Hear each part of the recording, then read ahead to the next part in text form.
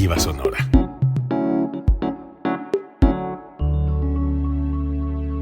Código Libre.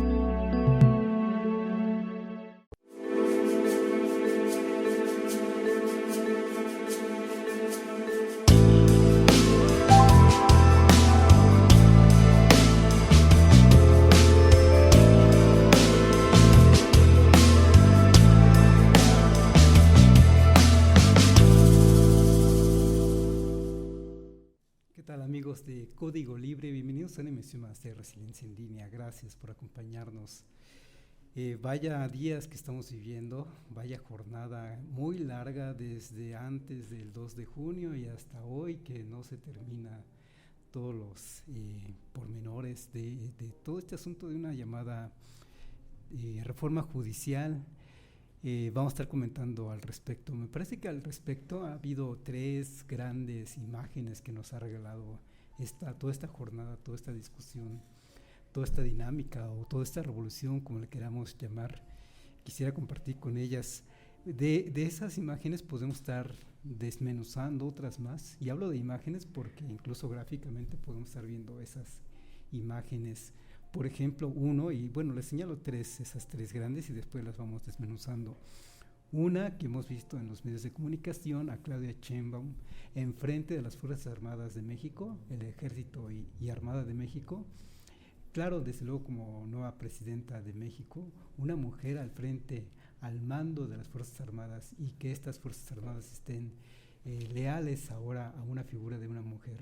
Vaya que significativo, pero todavía más me parece que realmente la imagen que impacta, o al menos a mí me impactó, porque por lo que representa es que mientras ella estaba como que en unas aguas muy tranquilas, navegando en una ceremonia enfrente de las Fuerzas Armadas, del otro lado del país, digamos, estaba ardiendo el Senado con protestas, tomando la tribuna del Senado de la República, mientras estaba ardiendo el Senado de la República con protestas, Claudia Sheinbaum y el presidente de la República, los dos acompañándose, estaban muy tranquilos en una ceremonia con estas Fuerzas Armadas en el colegio militar, muy tranquilos, y vaya que se necesita para tener esa tranquilidad, digamos, Claudia Sheinbaum, para poder estar en esa ceremonia de una manera tranquila.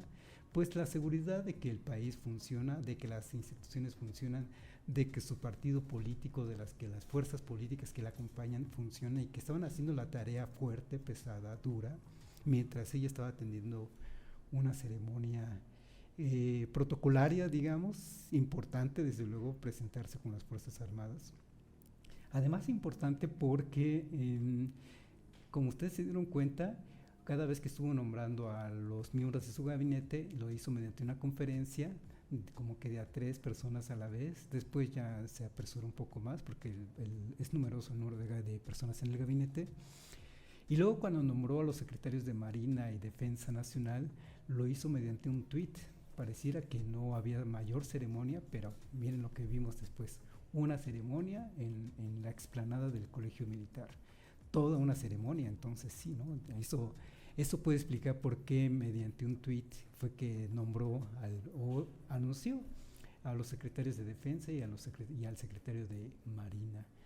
Interesante, importante, para mí impactante, cómo es que mientras en una ceremonia ella estaba muy tranquila, en otro lugar estaba ardiendo la muchedumbre. La otra escena impactante, me parece, también es la irrupción precisamente del Senado, que es parte de esta vida democrática. Esa irrupción, que lo he visto en algunos portales que podríamos calificar de izquierda o pro cuarta transformación, que incluso por ahí me parece que exageraron un poco. Periodistas que además aprecio mucho, que respeto mucho, diría la palabra. Aprecio es como si los conociera, yo no los conozco, los sigo, los respeto mucho por sus opiniones. Y me parece que exageraron un poquito, porque lo estaban comparando como cuando las hordas de Donald Trump irrumpieron en el Capitolio en Estados Unidos. Eso fue un acto de secesión, digamos. Y en este caso no, fue un caso de protesta legítima, me parece, en el Senado. Sorprendente, me parece.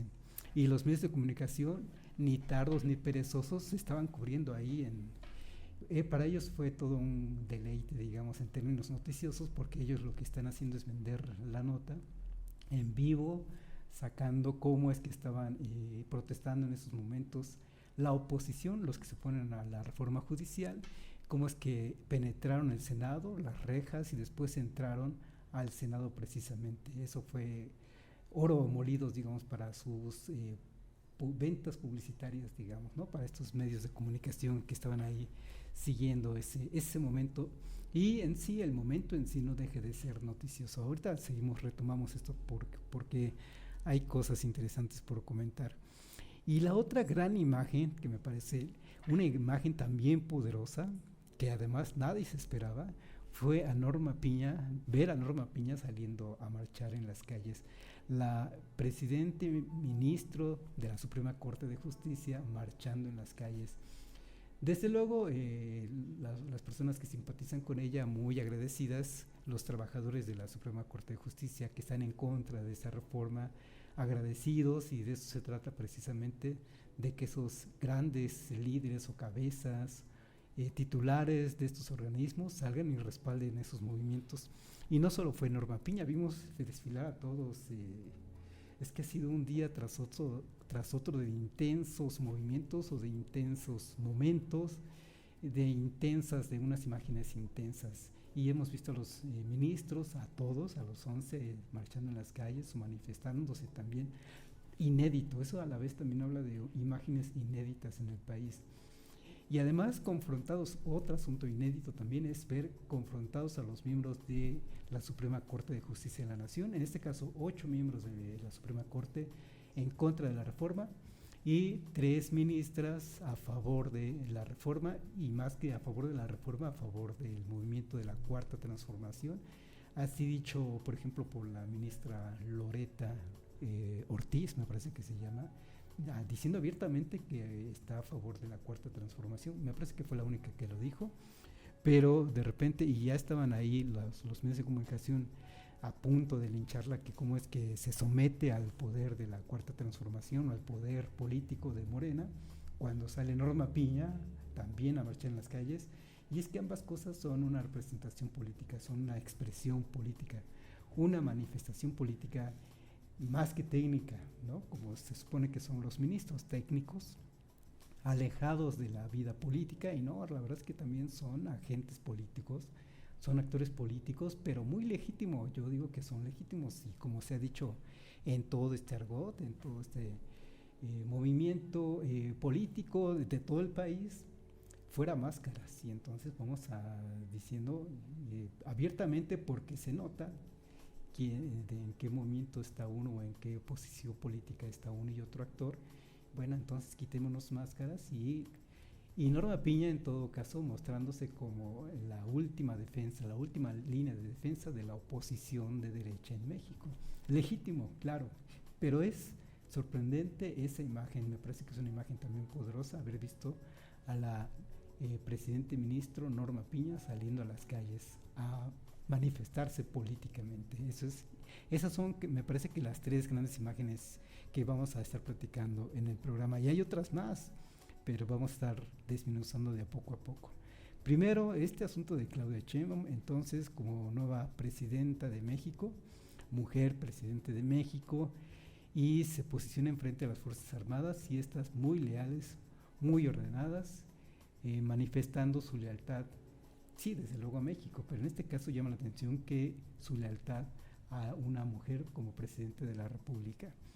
Pero en esto también me parece importante de señalar, hace unos programas comenté y nada más lo mencioné, que López Obrador deja blindado en diferentes aspectos a Claudia Sheinbaum, o a la administración de Claudia Sheinbaum, o a México, o a la República, pero no me expresé por qué. ¿Y por qué lo pienso?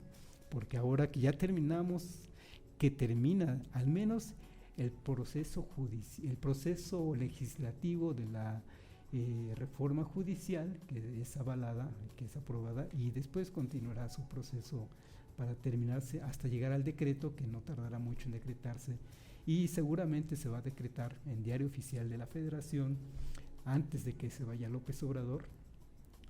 Dejó un blindaje precisamente en cuanto a blindaje popular, deja la Cuarta Transformación, deja a Claudia Sheinbaum, deja a Morena blindado popularmente con una popularidad, vamos, increíble, que le dio el 60% de los votos electorales el pasado 2 de junio. También deja un blindaje legislativo, precisamente porque deja una mayoría en el Senado y una mayoría en la Cámara de Diputados, con la cual el llamado Cuarta Transformación puede hacer los cambios a la Constitución como quieran, digamos, y lo acabamos de ver con la reforma judicial, como es que finalmente en la Cámara de Diputados pasó sin problema, y en la Cámara de Senadores, a fin de cuentas, se ve que también pueden pasar otras reformas. La de mayor calado, yo creo que fue esta reforma judicial, y ya pasó, digamos, ya pasó al menos el filtro de elaboración del dictamen o del proyecto, ya pasó por Cámara de Diputados, de Senadores, y ahora tiene que pasar, y ya está pasando desde la madrugada misma de este miércoles 11 de septiembre, una vez aprobado en el Senado, desde la misma madrugada ya está siendo aprobado por los distintos entidades federativas. Oaxaca se quiso apuntar como el primero, y en la madrugada estuvieron sesionando para ser los primeritos en aprobar como Congreso local esta reforma judicial. Y ya se han sumado otros, Quintana Roo y ¿qué otro más? Bueno, se han sumado otros más porque se quieren apurar finalmente. Y se quieren apurar por las razones que sean, y creo yo que son precisamente para apurar los tiempos legales, y que ahí cada vez tengan menos margen de maniobra, particularmente los ministros que se oponen a esta reforma judicial. Lo que quieren es amarrar en términos legales esta reforma judicial y que se tenga menos margen de maniobra de parte de Norma Piña, que es la principal opositora, y que ya amagó precisamente con que está consultando con sus compañeros ministros, afines a ella, claro, de la posibilidad de suspender o de cancelar o de derogar o echar para atrás esa reforma judicial. Es decir, esto todavía no se acaba, pero los tiempos van marchando, el proceso va marchando y se va. Ahí finalmente ya está aprobada por ahora la reforma judicial. Vamos a ver después qué sucede. Seguramente van a intentar algunas maniobras judiciales, legales, en otra instancia, pero ya no en la Cámara de Senadores ni en la Cámara de Diputados. Eso ya está, y ahora está en el proceso de legitimarse por parte de los congresos locales o bien en los congresos de las entidades federativas. Entonces ya López Obrador me parece que deja ese blindaje popular con una abrumadora popularidad en el país, un blindaje legislativo en Cámara de Senadores y de Diputados, y con esta reforma judicial también le deja un blindaje ya a la Cuarta Transformación y a Claudia Sheinbaum, ya le deja un blindaje para que de inmediato, lo antes posible, estos ministros que se oponen a cualquier reforma, a cualquier iniciativa de la Cuarta Transformación, pues dejen de hacerlo, porque no olvidemos que muchas de las reformas, o al menos las más importantes, impulsadas desde la Presidencia de la República y avaladas en la Cámara de Diputados e incluso de Senadores, las ha echado para atrás los ministros de la Suprema Corte de Justicia de la Nación, como la reforma energética o como la reforma política también del año pasado, cuando ya se querían eliminar los plurinominales, por ejemplo, o reducirle el presupuesto a los partidos políticos. Los echó para atrás la Suprema Corte de Justicia, precisamente echando mano de las normas legales e incluso sacándose de la manga algunas interpretaciones. Y vamos a darse cuenta entonces que la verdad es que no son, muchas veces ya en las últimas instancias, esas resoluciones no son nada técnicas, son interpretaciones, y esas interpretaciones son subjetivas. A fin de cuentas no están ajenas a la subjetividad de las personas, y en este caso las personas que son ministros, que también tienen su subjetividad, también tienen su sesgo ideológico. No está mal, pero a fin de cuentas ese sesgo ideológico predominante en la Suprema Corte de Justicia es anti López Obrador y es anti Cuarta Transformación, y en ese sentido me parece que López Obrador también ya le está dejando a partir del 1 de octubre a Claudia Sheinbaum un blindaje judicial.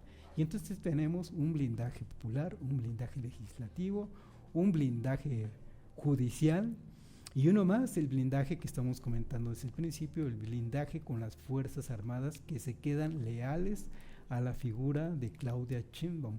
Esta ceremonia que vimos el día de ayer de Claudia Sheinbaum ante estas Fuerzas Armadas es eso, a fin de cuentas, es ese blindaje con las Fuerzas Armadas. ¿Faltarían otros blindajes? Sí, desde luego, pero ya no se van a dar quizá. Por ejemplo, el blindaje en frente de los medios de comunicación corporativos a favor o pro oposición o de posiciones ideológicas de derecha. Ese no lo va a tener ni lo tendrá, porque precisamente son posiciones ideológicas de los dueños de esos medios de comunicación corporativos, y uno de esos dueños de esos medios corporativos, por ejemplo, es Ricardo Salinas Pliego, que es completamente anti-Cuarta Transformación o anti-Morena, y no se diga en últimos tiempos, anti-López Obrador. Entonces ese blindaje no se va a poder dar, pero sí tiene en consecuencia otro, si no un blindaje por completo, sí tiene una fuerza importante de comunicadores pro Cuarta Transformación, que incluso la semana pasada también lo vimos, cómo es que se reunieron los llamados periodistas independientes. Se les puede criticar porque se dicen independientes y estuvieron aplaudiendo a López Obrador, echando vivas a López Obrador, pero es que justamente todo este discurso, esta posición política que también que tienen esos medios de comunicación independientes, que se han manejado, su comunicación ha sido a través de YouTube o a través de Facebook, a través de esas plataformas, con cosas tan sencillas como con una cámara enfrente, y ahí se echan o nos echamos el rollo, porque yo me incluyo en esto de que me siento y nos echamos el rollo, pero yo no soy periodista, siendo honestos, siendo sinceros, siendo francos, no me voy a asumir un papel que no me corresponde. El papel del periodismo es muy serio, es importante, nosotros damos nada más una opinión, pero bueno, se presentaron estos llamados medios de comunicación independiente, y mostrando a fin de cuentas esa fuerza que tiene, esa fuerza mediática que tiene esa Cuarta Transformación.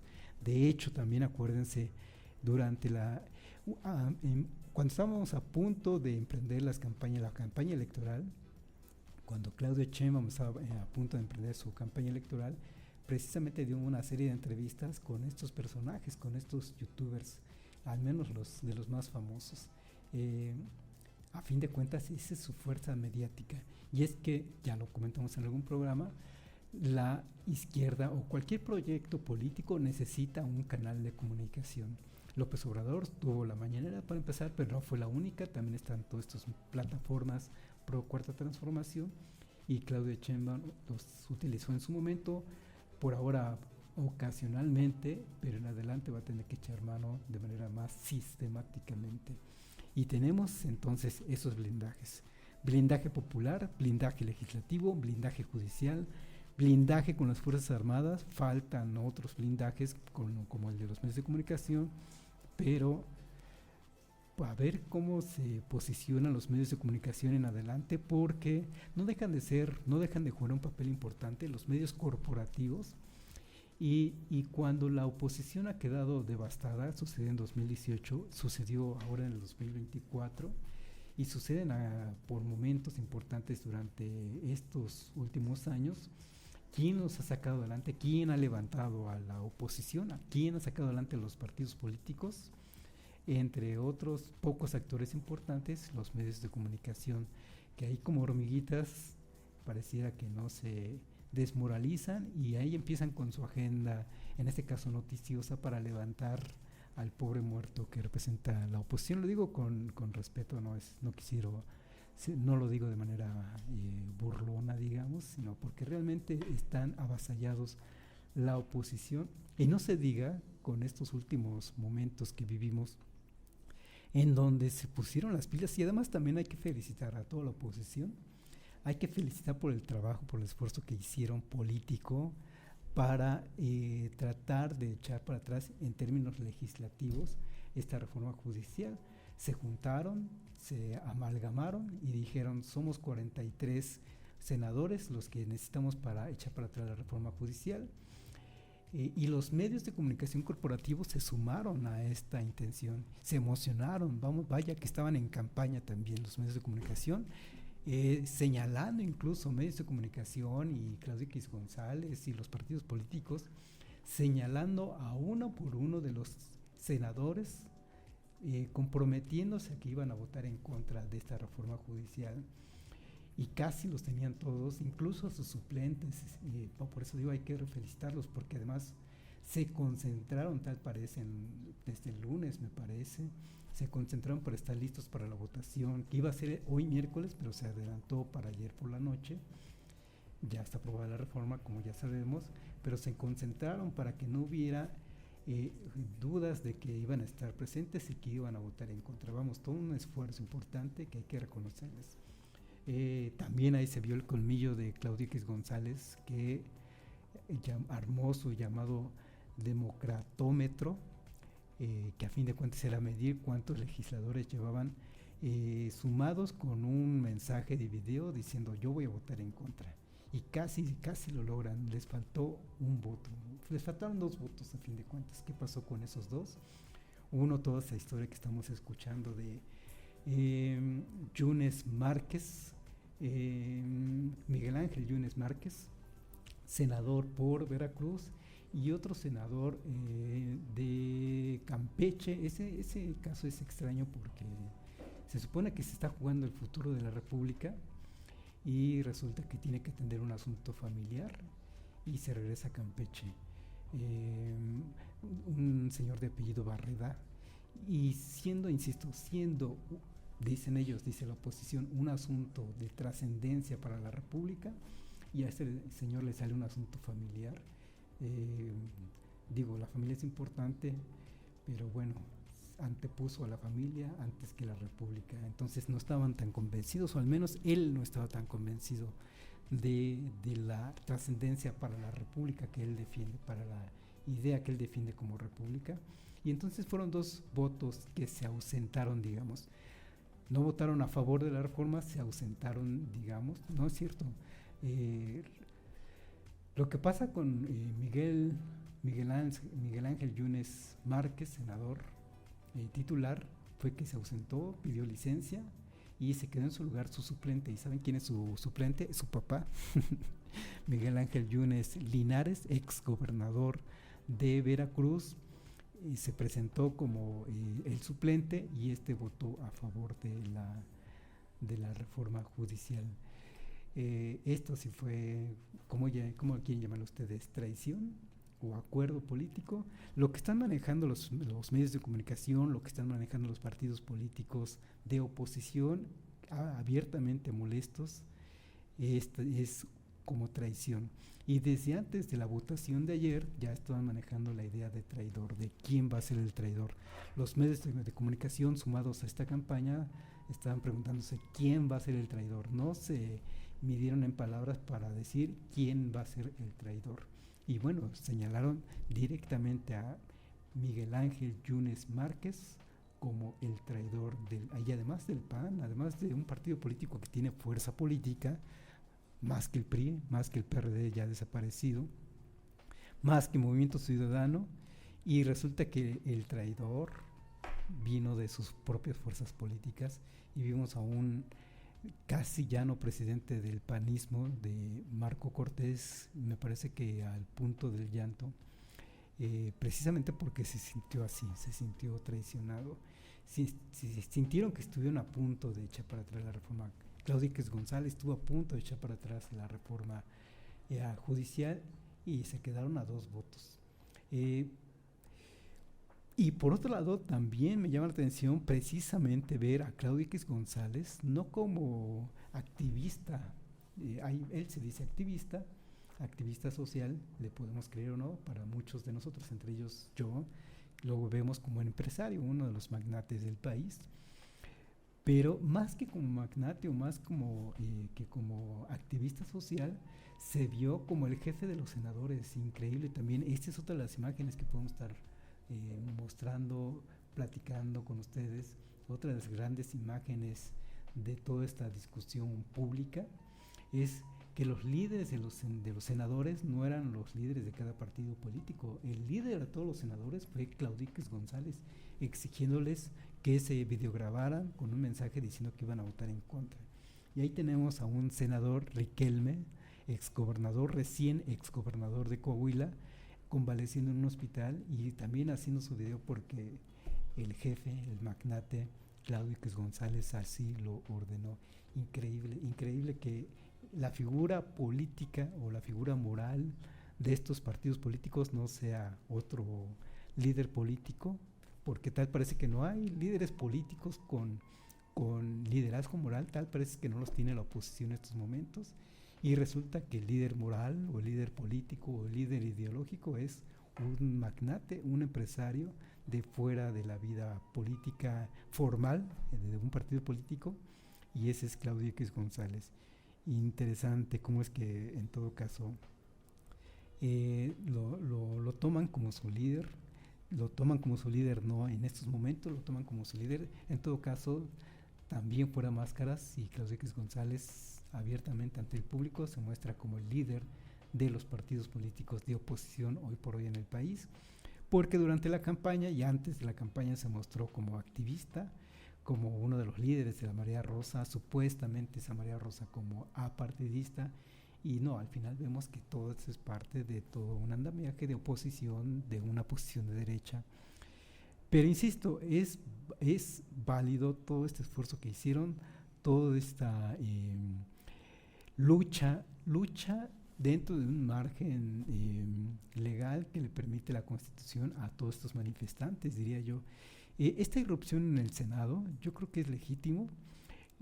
También desde la izquierda se han irrumpido en los diferentes foros de discusión pública, se han tomado plazas, se han tomado calles, se han marchado desde la izquierda hablando, y entonces desde una posición de izquierda, como lo dijimos en el programa pasado, no podemos más que decir bienvenida la protesta, y en este caso la protesta viene de una posición de derecha o de una ideología de derecha.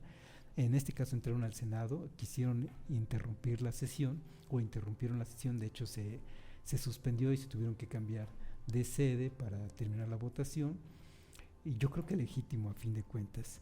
Lo que hicieron los policías en todo caso, o de hecho más bien policías tratando o imposibilitando que entraran los manifestantes al Senado, no fue. Hubo guardias vestidos de civil, digamos, que intentaron que no hubiera una irrupción en el Senado. Sí hubo, rociaron a estos manifestantes con extintores para tratar de persuadir de que no entraran. No lo lograron, a fin de cuentas entraron, pero represión con macanazos, represión con armas, represión con golpes, eso no lo vimos. A fin de cuentas entraron, a fin de cuentas se manifestaron y nadie los reprimió, ni acabaron en la cárcel. Pregúntenle a los periodistas y a los panistas de cuando reprimieron, por ejemplo, con la reforma educativa en el 2014, 2015, 2016, cuando se votó la reforma educativa y los profesores estuvieron en contra y se manifestaron y hubo represión, y aquí mismo en Michoacán lo vivimos, como es que en este caso el gobernador de Michoacán, Silvano Aureoles, se sumó a apoyar esa reforma educativa, y eso le implicó reprimir seriamente a los profesores, en este caso de Michoacán, con policías. En Nochistlán, Oaxaca, incluso hubo muertos, si no mal recuerdo, bueno, para qué decir una cifra de la que no recuerdo exactamente, pero hubo muertos a fin de cuentas en esa noche en Nochistlán por implementar la reforma educativa, una reforma educativa, ni siquiera una reforma judicial o de otra envergadura, y que hubiera muertos, habla del nivel de represión que emprendieron en esos momentos, en su momento el PRI y en su momento el PAN. Ellos sí saben de represión, y en estos casos se han manifestado, y aún así los medios de comunicación quisieron darse todavía el gusto de vender la idea de represión, y las tomas, vi varias tomas que estuvieron sacando afuera del Senado, digamos, estos reporteros con la cámara enfocándolos y diciendo, acaba de haber una manifestación, ya se están dispersando los manifestantes, y ¿qué pusieron de escenario detrás de ellos? A una valla de policías, que estos policías no reprimieron, voy a insistir, no reprimieron, ni con golpes, ni con macanazos, ni mucho menos con balas de por medio.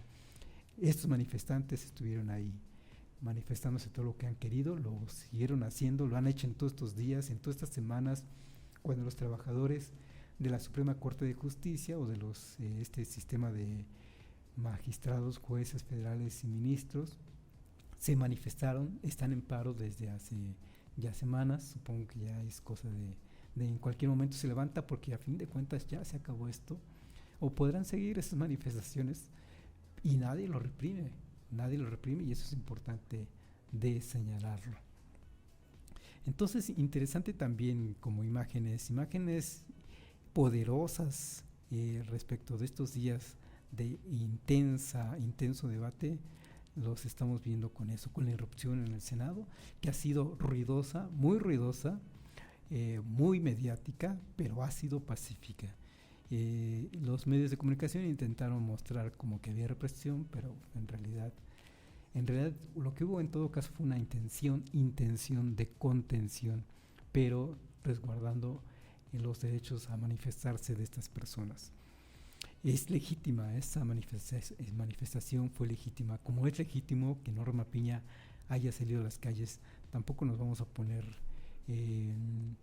a decir que no tendría por qué haber salido a las calles, tiene su derecho, como lo hicieron también las otras ministras. Es que en esto todo el mundo se ha manifestado, todo el mundo hablando de poder judicial, los actores involucrados. Entonces se han manifestado jueces, ministros, magistrados de los tres órdenes o de los del orden federal, más bien se han manifestado y están en su legítimo derecho. Y también se ha dicho, están en paro, no deben estar cobrando, no están trabajando, en fin, pero la verdad es que están en su legítimo derecho de protestar. Y por eso digo, hay que felicitarlos porque han hecho un esfuerzo importante por manifestarse. Pero no olvidemos que estos jueces federales, magistrados y ministros, que se van a tener que renovar toda esta planilla en los próximos 2 años, porque es un proceso que se dividió en 2 años, y si sumamos este año que está corriendo, pues son 3 años en realidad para reformar a todos estos puestos.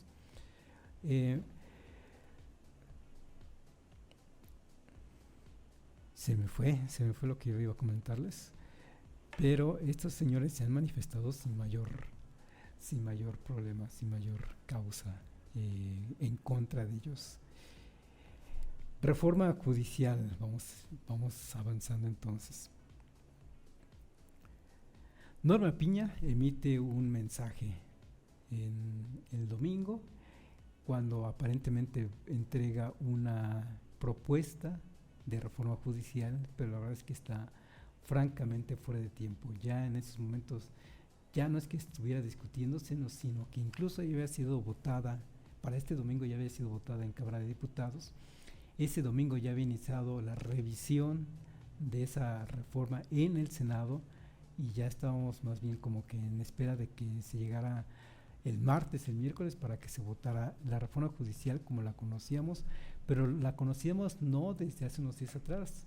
La primera propuesta de reforma se presentó desde el 5 de febrero por parte del presidente de la República.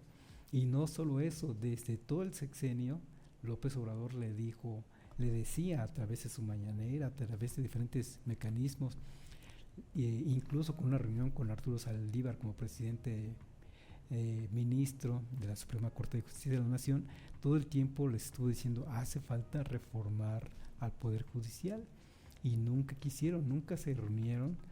No hubo una propuesta en sus momentos, no hubo una propuesta de Norma Piña en tiempo y forma. Más bien apostaban porque la Cuarta Transformación no ganara esa mayoría calificada el 2 de junio, y una vez que la ganó y una vez que iba en serio, y una vez que Claudia Sheinbaum además ratificó que iba a ir adelante la reforma judicial, entonces intentaron reaccionar con protestas y no presentando una propuesta. La propuesta se presentó apenas este domingo pasado, completamente a destiempo, ya sin nada que hacer, digamos.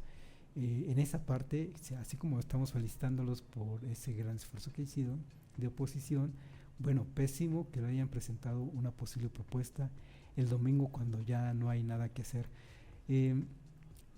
Salvo que la haya presentado, que la ministra Norma Piña haya presentado esa propuesta nada más para que figurara en la imagen de que presentó una propuesta, para que periodistas como tan respetables también como Carmen Aristegui dijera, bueno, en beneficio de la República, ¿por qué no tomar en cuenta esta propuesta que está presentando Norma Piña? Pues no, porque lo que quiere Norma Piña es ganar tiempo en todo caso, pero sobre todo lo que quiere es mostrar una imagen, la fotografía de que presentó una reforma que además nadie le hizo caso, ni siquiera los medios de comunicación a favor de la oposición, digamos. La verdad es que nadie le hizo mayor caso a esa propuesta de reforma de Norma Piña porque ya estaba completamente a destiempo. La discusión, el debate público ha sido ya en otro sentido, ha sido sobre la reforma que en estos momentos ya fue aprobada, ¿no?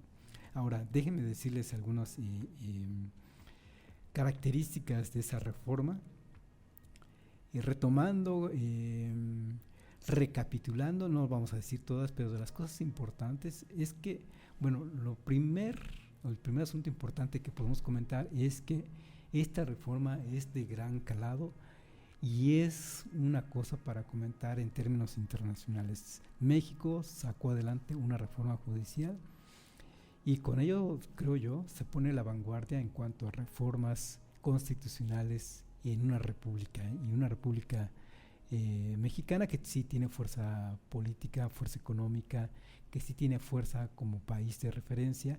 No es el gran país como puede ser de donde vienen los grandes ejemplos de democracia en el mundo, como puede ser el mismo Estados Unidos, que se asume así, o Alemania o Francia, sino que viene de México esa reforma judicial y veremos cómo resulta.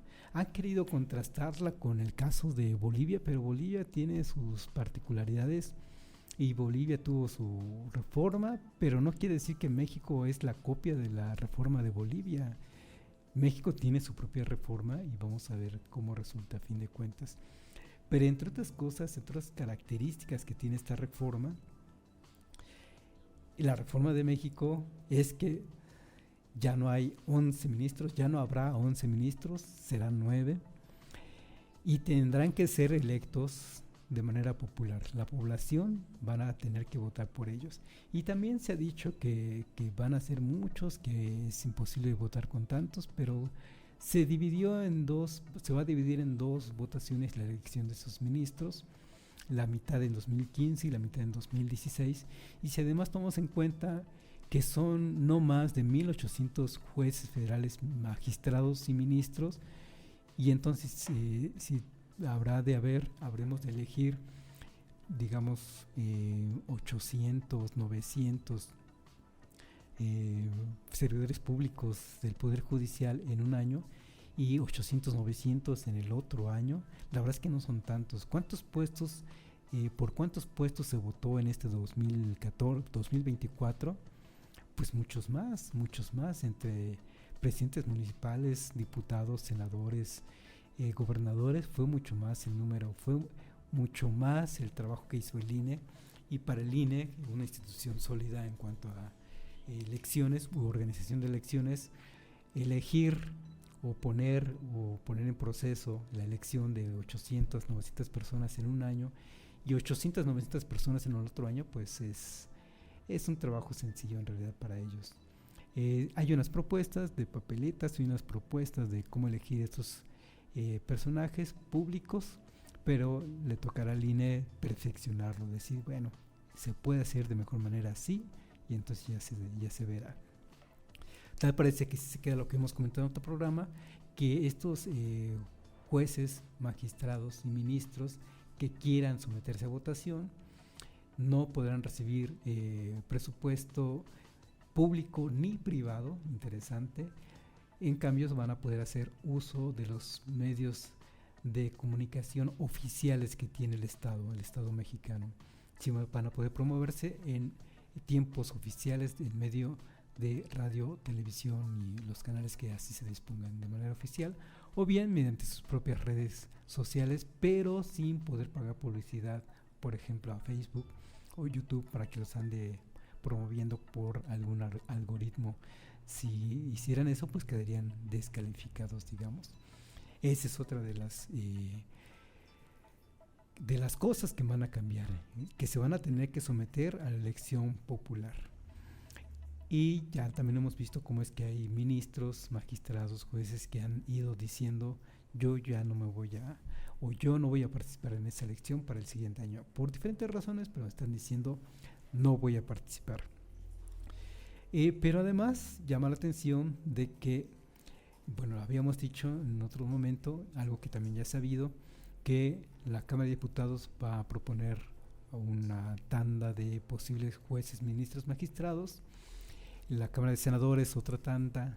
El legislativo, el Poder Judicial también lo va a poder hacer, y el Poder Ejecutivo o la Presidencia de la República también van a poder proponer a sus candidatos, y de ellos saldrá ya una lista final. Pero lo que no habíamos comentado es que también puede haber candidaturas únicas, que entre los tres poderes, Poder Judicial, Legislativo y Ejecutivo, vean a un candidato que es muy bueno, que no puede faltar en la boleta, y si resulta que básicamente se da una postulación única, pues básicamente esa persona, ese juez, ese magistrado, ese ministro va a quedar en definitiva, digamos. Casi que pues para qué se lanza una campaña si es el único, si va a ser el único candidato, digamos, esa persona entonces va a quedar. Y con eso en todo caso se podría reducir el número de personas elegibles para esos puestos. Y algo muy importante también, les digo, no vamos a desglosar toda la reforma judicial, pero algo importante que también llama la atención en términos mediáticos o en términos de opinión pública, es que se acaban las pensiones vitalicias para estos jueces, sobre todo para estos ministros más bien. Justo, ¿no? Los ministros al día de hoy estaban recibiendo pensiones vitalicias una vez que dejan el cargo de ministro, estaban recibiendo pensiones vitalicias y ya se van a acabar. Y comentábamos el caso de un señor Diego Valadez, que fue ministro por 7 meses en 2016, y desde entonces a la fecha está recibiendo una pensión vitalicia por más de 200,000 pesos.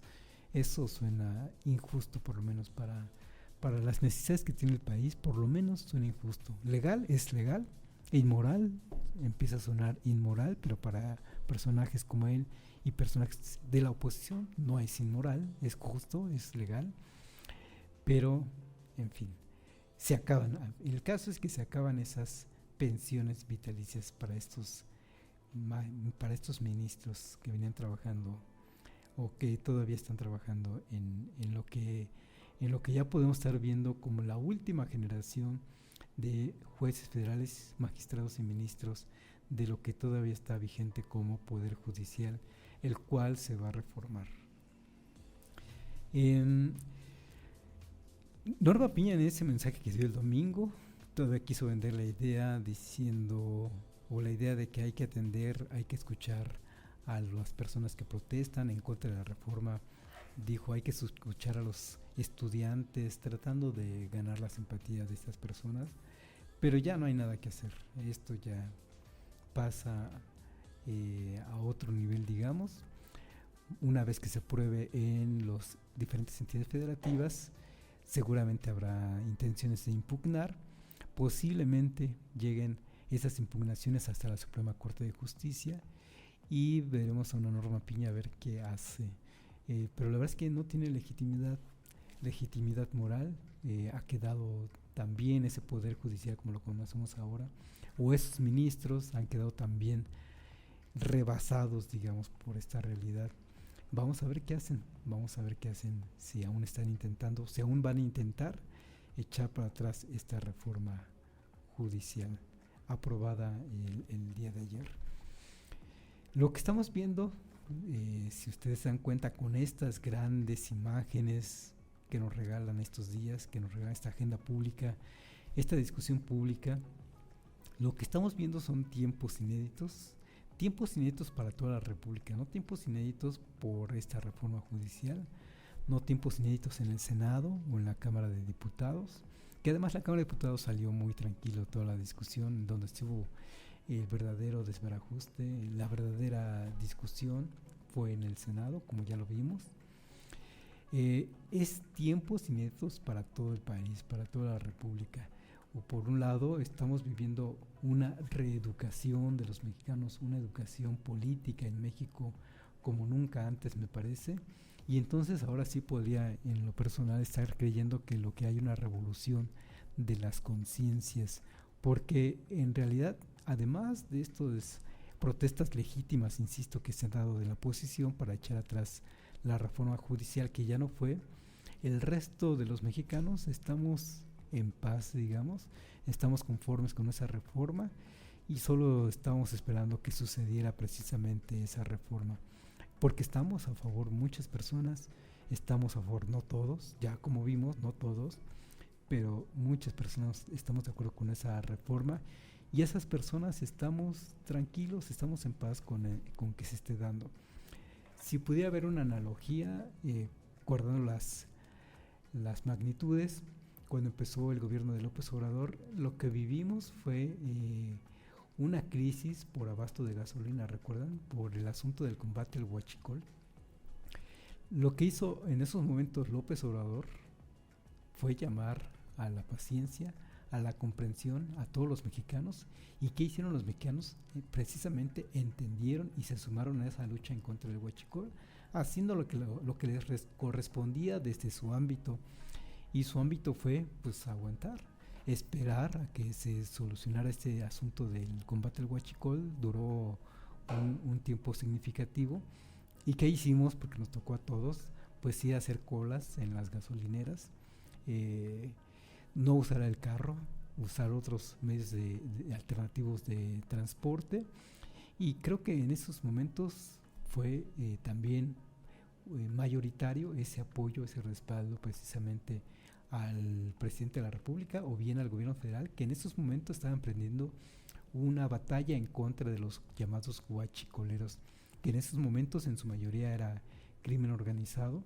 López Obrador llegó a decir en esos días, a ver quién se cansa primero, porque estaban intentando tener control de los diferentes oleoductos, de estos ductos que transportan la gasolina, y tenían control de una red, y ya estaban los traficantes de gasolina ilegal haciendo hoyos por otro lado, ¿no? Vimos escenas dramáticas cuando en un poblado en el Estado de México, si no mal recuerdo, explotó un ducto y quemó a muchas personas que estaban en estos momentos tomando gasolina. Y aún así las personas, los mexicanos, fuimos capaces de decir esto es por el bien de México y somos capaces de soportar el desabasto de la gasolina. Y fue dramático. Los medios de comunicación desde luego lo estaban comunicando y lo que vieron los medios de comunicación fue que los mexicanos estaban entendiendo. Y ahora lo que veo yo también es que lo mismo, muchos de los mexicanos, muchos que apoyamos esta reforma, también estamos tranquilos, también estamos aceptando que esto puede implicar sacrificios, digamos, y así va a ser, digamos, así va a ser por el bien a fin de cuentas del país. En ese sentido estamos hablando de una educación política y en ese sentido entonces sí puedo aceptar que hay una revolución de las conciencias en el país para el bien de México. Y una vez más, México me parece que está siendo entonces con todo esto un ejemplo importante, no sé si un ejemplo a seguir, pero sí un referente importante en una agenda pública en donde el mundo está volteando los ojos de a ver qué está pasando en México y además muy tranquilos, porque insisto, si bien hubo protestas encendidas, discusiones encendidas en estos días, no ha habido represión, no ha habido golpes entre los propios manifestantes, no ha habido disturbios, digamos, quemando tiendas o o robando tiendas, digamos, como cuando puede suceder un estallido social. Vamos, no hay estallido social, las cosas están, en general, están tranquilas.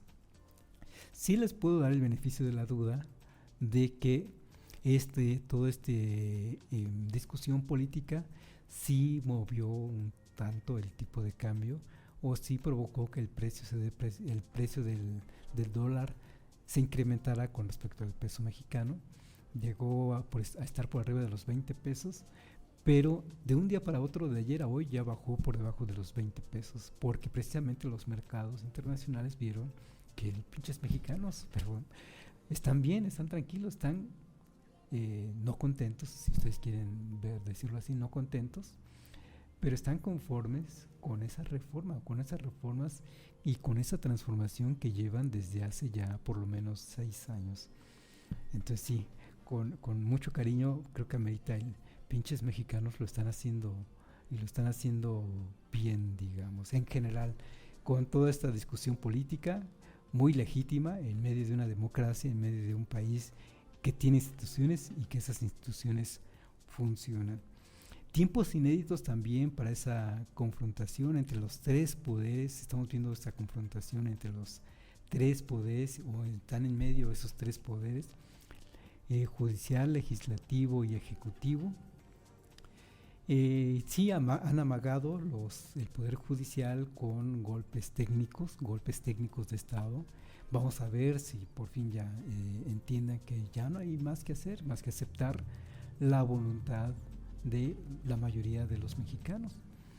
Y esperemos que así sea, por el bien de la nación, esperemos que así sea. Y tiempos inéditos por la reforma misma. Esta reforma judicial es algo inédito para México en no sé en cuántos años. Hubo una reforma en el 2014 con reforma del Poder Judicial, pero reforma que transforma, que sacuda, digamos, al Poder Judicial como lo está haciendo ahora, no recuerdo, no tengo memoria, digamos, porque además antes de, sobre todo, incluso si ustedes quieren, antes de los gobiernos panistas estuvo el priismo, y decir el priismo es decir una hegemonía absoluta del poder presidencial, incluso el poder judicial sometido ante el poder ejecutivo, ante el poder del presidente. Lo que decía el presidente era mandato para todos, incluidos los ministros, incluida la Suprema Corte de Justicia o el Poder Judicial. En México todo poder estaba supeditado a una estructura política jerárquica del priismo, y eso se acabó en el 2000, cuando Zedillo entrega el poder, entrega la presidencia al panismo. Lo que viene con el panismo es algo distinto, pero no una sumisión directa, digamos, del poder judicial hacia el presidente, o quizás sí podemos tener, si pensamos, y es cosa de estar reflexionando estas cosas.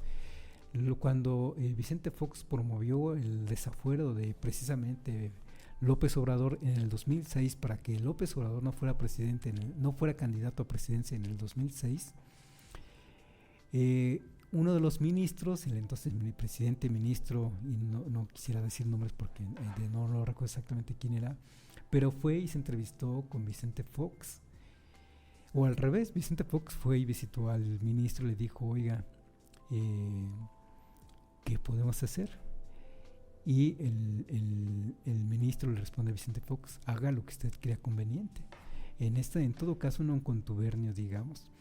Y lo que hizo Vicente Fox fue llamar a un desafuero de López Obrador, y con lo cual López Obrador iba a terminar en la cárcel, con los dos poderes, ejecutivo y en ese caso judicial, en contubernio, de acuerdo, para que López Obrador no fuera candidato a la República y acabar en la cárcel además. Y López Obrador estuvo dispuesto a ir a la cárcel en esos momentos, y quien pagó la fianza para que no fuera a la cárcel sí quedó desaforado, quedó con una multa, y si no pagaba la multa iba a ir a la cárcel. López Obrador no iba a pagar la multa para acabar en la cárcel y desde ahí hacer su campaña, y quien pagó la multa fueron dos panistas para que a fin de cuentas no llegara a la cárcel. Una de ellas, una señorita de nombre, una diputada, o entonces diputada panista, Gabriela Cuevas, si no mal recuerdo el nombre, que lo que es Las Vueltas de la Vida, esta entonces diputada panista, ahora está en las filas de Morena. A propósito, ¿qué va a pasar con Miguel Ángel Yunes Márquez, que lo llaman traidor? ¿Lo van a expulsar del PAN? No lo creo porque a duras penas juntan 46 votos de oposición como para que se deshagan de más senadores. Sería como que entonces el suicidio político para el panismo y para la oposición, porque entonces se quedarían con esa fuerza mínima para echar para atrás otras venideras reformas constitucionales. Y lo que pasa es que si es que negoció Miguel Ángel Yunes Márquez, si es que negoció con Morena, esa negociación es por un caso único, digamos, es por este caso de la reforma judicial, a cambio, si es que sucedió así, de algo, pero ese algo no es eterno, digamos, ¿no? De hecho, el papá que entró como suplente de este senador, Miguel Ángel Yunes Linares, es que los dos son Miguel Ángel y los dos son Yunes, nada más que el apellido es diferente. Miguel Ángel Yunes Linares, el papá, el que fue exgobernador, el que es exgobernador de Veracruz, dijo: yo no me voy a ir del PAN porque soy panista y seguiré siendo panista, y porque el problema, dijo Yunes Linares, no soy yo, el problema es Marco Cortés, que ha destruido el partido político. Y en eso muchos panistas le darán la razón a Yunes Linares, de que quien realmente ha sido una piedra en el zapato para el panismo ha sido Marco Cortés, que no ha ganado nada, que lo ha perdido todo como dirigente nacional, y que lo mejor para el panismo es que ya no sea, como ya no va a ser presidente nacional del PAN, yo creo que no lo van a expulsar a los Yunes, ni a uno ni a otro, los van a expulsar del PAN, no los van a expulsar porque necesitan esa fuerza. Le van a perdonar como le perdonaron a Alito Moreno cuando votó a favor de la Guardia Nacional hace 2 años, si no mal recuerdo, cuando el propio Alito Moreno incluso no es que haya votado a favor de la iniciativa de Morena en cuanto a la Guardia Nacional, sino que el propio priismo presentó la iniciativa para que se votara. También así acordado con Morena en ese momento, pero también fue un acuerdo único, digamos. En esos momentos se enojaron mucho. Además, ¿quién creen? El propio Claudio X González, que está en medio de todo esto, detrás y por delante, y ahora por delante. También se enojó mucho con Alito, se enojó mucho con el priismo. Marco Cortés se enojó mucho con el priismo y con Alito Moreno, y ahora están muy compadres, ¿no? Creo que lo mismo va a pasar con Yunes. Van a tener que entender las motivaciones de Yunes. La oposición y los panistas se lo perdonarán, creo yo, porque de otra manera sería el suicidio, digamos. Ya no tendrían el mínimo de votos para futuras oposiciones a futuras reformas constitucionales.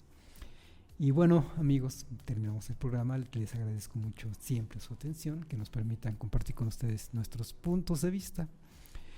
Le agradezco a Carla, a Felipe, a Gerardo, que también siempre nos apoyan. Insistir que las opiniones que emitimos aquí no son necesariamente compartidas ni por ellos, ni por Código Libre, ni por el resto de compañeros de la programación de Código Libre. Y bueno, con esto terminamos. Les agradezco mucho y nos vemos la próxima.